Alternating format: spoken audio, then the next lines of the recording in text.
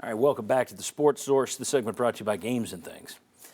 Want to make your home more fun? Things like a theater room or a man cave or just a first-class game room. Then turn to Games and Things. Everything from home theater seats to bars and bar stools, card tables, pool tables, dartboards, jukeboxes, everything in between. You'll go into the showroom at the corner of Kingston Pike and Lovell Road, and you'll stay for 2 hours because you want to look at everything. And they've got so much stuff, arcade games, boss toss, dartboard. You'll be there for 2 hours, I promise, and you'll enjoy every minute of it. OurGameRoom.com is the online experience. It's pretty good, but get out there, right into the store, see it for yourself. Games and Things, because life should be fun. Okay, we are back, and I ask each of today's panelists, except for Bob. Bob actually surprised me by showing up today, which is great because what I'm going to do is these guys are going to be providing their 3-point plans for Tennessee, and I'll make you the judge, jury, and executioner in terms of who got it right at the end of this thing. I will show you what we're going to do. I'll start out, and then we'll move through the guys. So the first one is my 3-point plan, October, November keys. 1, more touches for Dylan Sampson, please. The guy is just a touchdown machine. I don't want to take carries away from Jalen Wright and Jabari Small. These are good guys. This guy's just special. You've got to get him touches somehow. As Vince said earlier, spread him out wide. Put him in the slot. As Bob said on radio, use him in jet sweep action.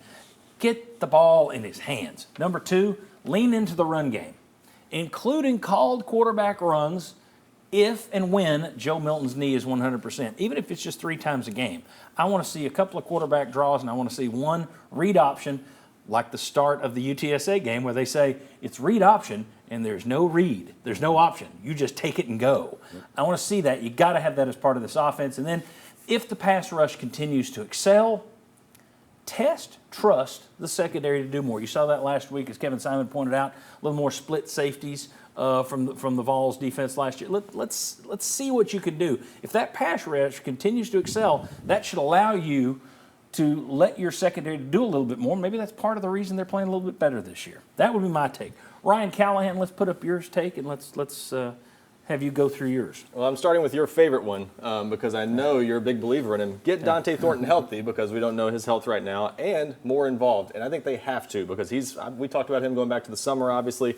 Maybe he was a bit overhyped. We'll see. But I think he's the one guy with the real ability to change this offense, maybe make it different. You're not going to replace Brew McCoy in everything he does, but he can make you better in some ways that Brew McCoy couldn't with his speed and his size. So get him involved, force feed him the ball, bring him along somehow, and get him involved. Rely heavily on the run game. You talked about it. I think, like as Will's touched on throughout the show, it's all about the numbers. You can't do this in every game, but as long as they continue to get favorable boxes, keep running the ball. Make teams defend you differently. That will open things up for your pass game, too. Bring up that yards per attempt that we're talking about. And also, clean up mistakes on run defense. This hasn't been talked about a lot, but think about it. They played Florida, give up a 62-yard touchdown run to Trevor Etienne. In that South Carolina game, it didn't end up being a big deal, but gave up a long touchdown run to a team that doesn't run the ball well. If that happens against Texas A&M or Alabama, it might cost them a game. So we're seeing that youth at linebacker show up. We're seeing safety still occasionally make a misread. They've got to be in the right place and clean up those issues. That's something that could show up in these next few games. Great point. Will West, you're next. Let's go ahead and put your points up there. Yeah, stop slowing down the offense. We saw it against South Carolina. When you slowed down, you had problems. The exotic blitz packages Florida was able to throw at them, some of them are when Tennessee would slow the offense down. Even if you're going to keep the play calling more simplistic to make sure you can go at tempo, do that because it causes the defense to have to stay vanilla. 1, 2, the defensive linemen, the front 7, they're catching, going to help out your run game a ton. Number 2, switch the wide receiver positions around. A lot of what Heupel does over these 3 years at Tennessee have been predicated on the guy on the right side. When Jalen Hyatt was in the slot running that option route, didn't do a ton. We didn't hear from him a ton. He moves to the right side. All of a sudden, that blows up. So put your best receiver there. Squirrel White, Ramel Keaton where Brew was, put Dante Thornton in the slot to run the option route, and then yank players who aren't playing hard. Jalen McCullough has caused 2 big touchdown runs. One, the big pass down the sideline South Carolina had. He made as big of a business decision as Kamal Hadden did and just didn't make a play. He's running himself out of plays. I mean, if a guy's not going to play hard or a guy's not going to play focused, put somebody in and maybe light a fire under their backside. All right. Vince Ferrara, one of your 3 keys. Well, I think we saw what a difference, obviously, Cooper Mays made, but Gerald Mincy as well. Those guys passed the eye test and looking good and playing well, but also they graded out as Tennessee's two best offensive linemen, like also Ali Lane at left guard as well. So they got to maintain that or even get it even better as they get more time and more chemistry. It's the key to so much and keeping a clean pocket, especially for Joe Milton. Not abandoning those between the hashes throws. They did it more against South Carolina.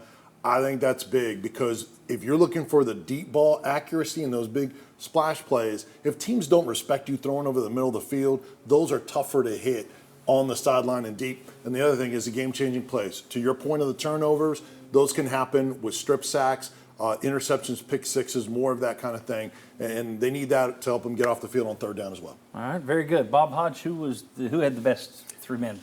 You know, if I'm going to come back and who had the best, the only one I'm going to eliminate, sorry, Ryan, I thought three were very good. Ryan, and here's my big thing. Yeah. When you get to this point in the season and it's Dante Thornton, okay, we got to get more in Dante Thornton. I just don't. I think what was the name of that play that was real famous where they're always waiting for Godot? Godot, yeah. You know, okay, we're waiting for Dante Thornton, and we're halfway Dante through the season, and I just don't think that's going to happen. That's the biggest knock out of all these things I can come up with is if a guy hasn't produced. Now, if it's been hurt, fine, but he wasn't hurt earlier. Yeah. Well, it's the same thing that we've said about Joe Milton earlier this year. It's like, okay, exactly. is he going to By turn this a corner? time, you know kind of what you are. There's going to be somebody who surprises us being good. There's going to be somebody that surprises us being disappointing. But that's my biggest problem. If you're relying on Thornton to fix it, I just couldn't do that. Right Yeah, now. Ryan, you suck. That's what he said. All right. I think before they had an option, now they don't. I think they got to have him, get him in there and force feed him the ball and figure it out. Or right. put two tight Very ends good. on the field. Yeah. All right, very good. Let's take a look here at the final poll results. What were your takes? There we go. 17% of you said a big Tennessee win on Saturday. 55% said a tight win. You expect a close game, but a victory. 28% of you say A&M's going to beat them. So let's see. So that's 72% say win, 28% say loss. We'll see how that turns out. Matter of fact, we're going to give you our takes next. Tennessee going to win? Texas A&M going to win? What's the X factor? Why is it going to happen? We'll explain all that next in a rush. Come on back on the Sports Source.